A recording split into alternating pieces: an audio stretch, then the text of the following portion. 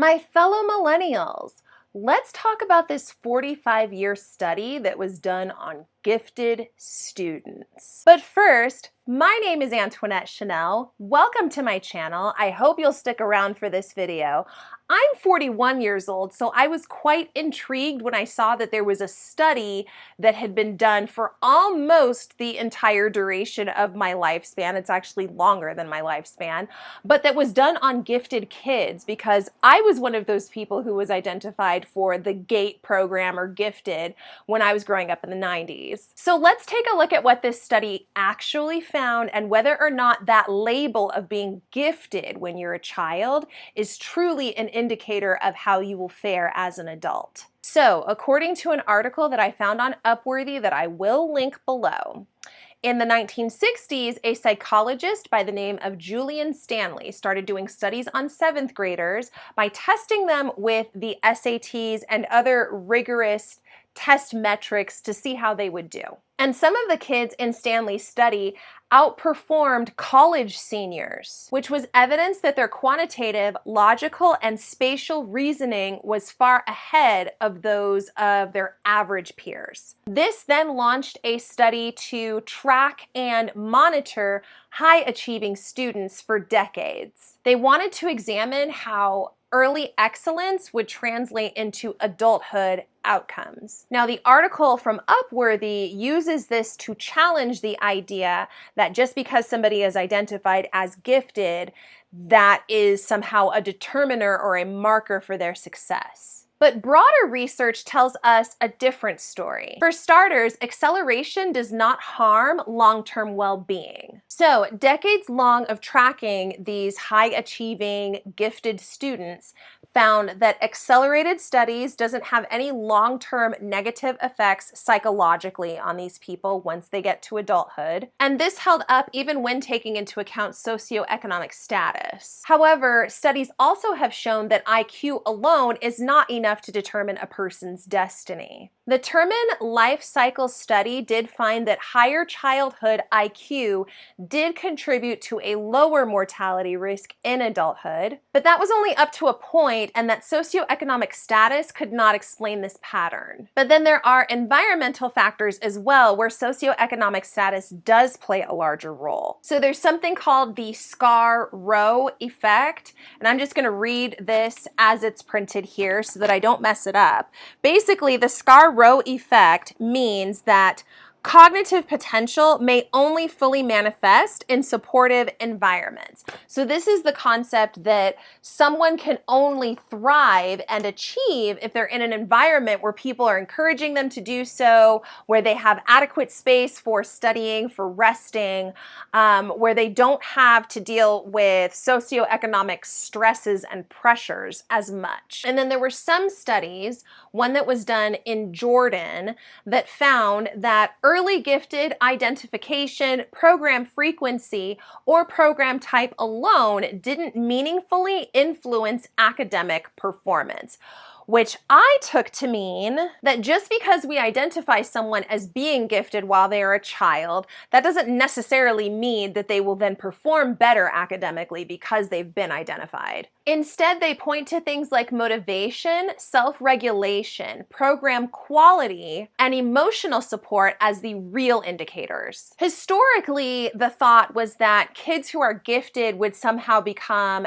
antisocial or that they would have a harder time relating to their peers, but those outcomes are not fully supported by the studies that I was able to find. Many gifted kids are well-adjusted socially. I was well-adjusted socially growing up. I don't know what happened. There was also a 30-year study done that found that achievement outweighs aptitude. So that means that when someone is able to accomplish something or achieve something, that has more of a positive influence on how they see themselves and their mental health than just having a high IQ score would. And I found some comments from some Reddit users who resonated with this research especially. One comment says, being told you learn easily and don't need to study is not good for developing your study skills. Another user said, when we hit middle school, everything just fell apart. Smart and hardworking are different things. I can absolutely agree with that. Another comment says it was mostly suburban, privileged kids, almost no working class heroes. And then a last comment that I found said, I was one of those gifted kids. Parents demanded I be a little machine.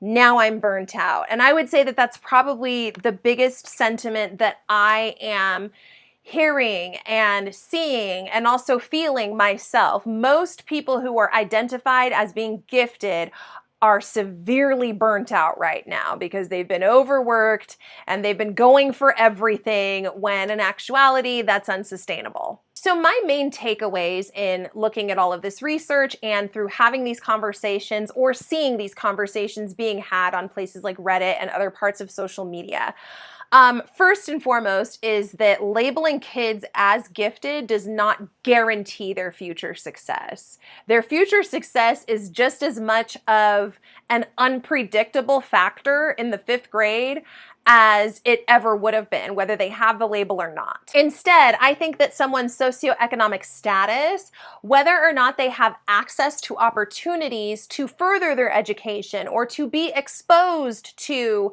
a new industry or new technology or developing a skill or getting experience somehow. Also, positive mentorship. Mentorship that is not gatekeeping information or gatekeeping what the secrets are, but, real mentorship that allows you to sort of take the wheel and get some training under your belt and learn through making mistakes.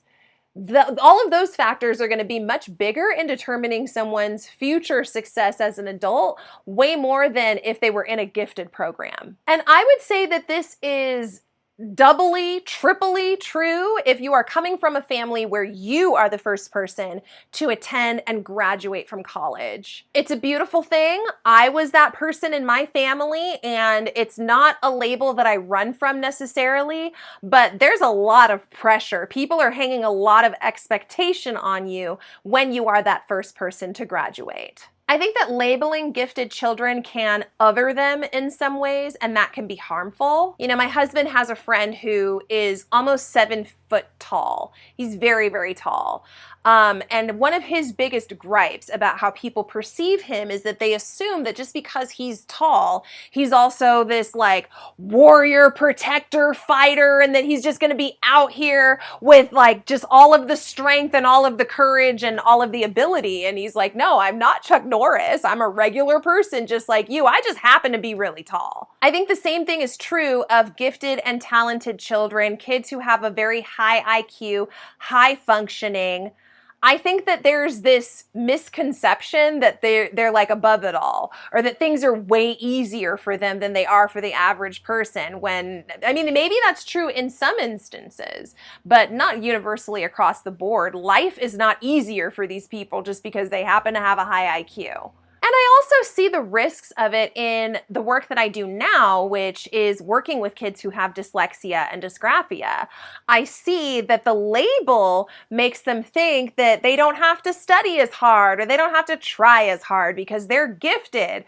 That's not true. And so in that way, I sort of see the gifted label as a bit of a ceiling for young people rather than being a boost for them, because it almost convinces them to stop trying. Moving forward, I think gifted programs would serve students much better if they focus less on labels and instead worked with gifted kids on really cultivating that internal grit that is necessary for achieving true success in this world.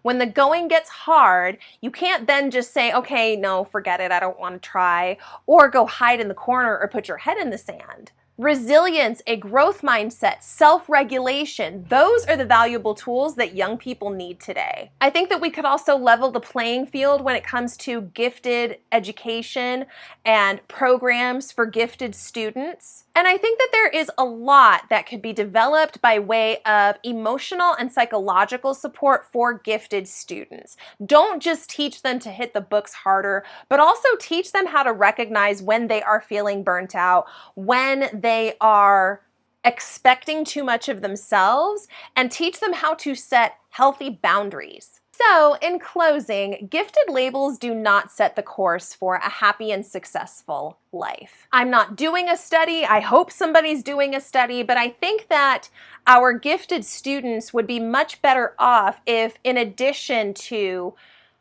showing them that they are high achievers academically, we also gave them the tools for regulating themselves, for lifting themselves out of the hole when they're feeling anxious and the bad thoughts are creeping in, and for motivating themselves when they might feel like, oh, I'm not sure that this is something that I can do because I've never done it before.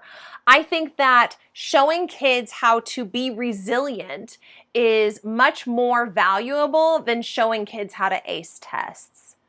But those are just my thoughts. And I'd love to hear your thoughts down below. Please leave me some comments. Were you a gifted kid in school? Did you grow up in the 90s just like I did? It's really interesting to look back on these things now. Another fixture from 90s education that I might end up doing a video on is DARE, because the DARE program, let's just say it had some interesting objectives that I don't know that it necessarily achieved.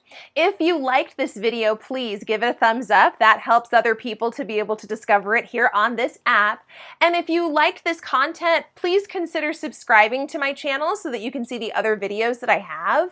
If you want to keep up with me on social media, that's my Instagram handle right there. Otherwise, my friends, thank you so much for joining me for yet another video. I'll catch up with you in the next one. Take care. Bye. You've just watched one of my videos, but did you know there's an entire Antoinetteverse? On my namesake YouTube channel, I dive into current events and share my critical commentary. Over on Instagram, you can keep up with my life as a writer and educational specialist. On the Write Life blog, I explore how reading, writing, and emotional expression help us to grow. And on my Substack, I publish personal essays and sometimes share sneak peeks from my upcoming book. Wherever you join me, thank you for being here, and I'll see you in the next one.